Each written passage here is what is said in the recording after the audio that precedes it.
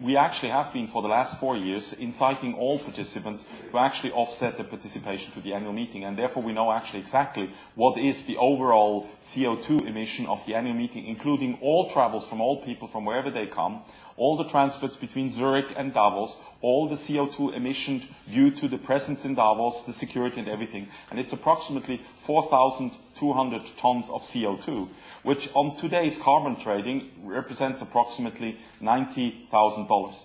Now, over the last years, we had over 70% of our participants actually pay themselves for the carbon 2 emission. Now, probably the next question you would ask is, but that's just buying it off what the impact is. And we're actually working also on reducing, in general, the CO2 emission.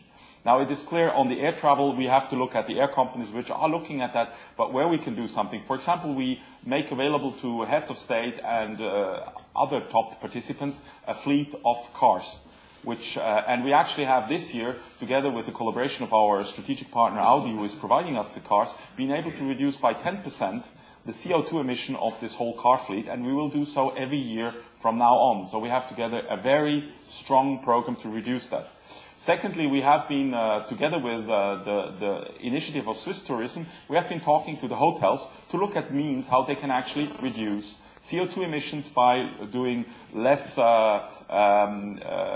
do a much more efficient use of the CO2.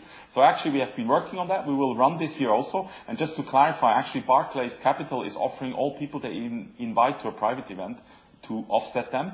And we're actually very closely collaborating. And we're actually offering, and that we have done for the last years, a special effort by participants where we actually also explain to them what actually the carbon 2 emissions are, CO2 emissions are. And I think we have been quite successful. And we're actually being asked by more and more other organizations on actually the model we're using and how we're doing it. So we're very much aware, and we're working every year to reduce it. And we have seen over the last years a substantial reduction on CO2 emissions.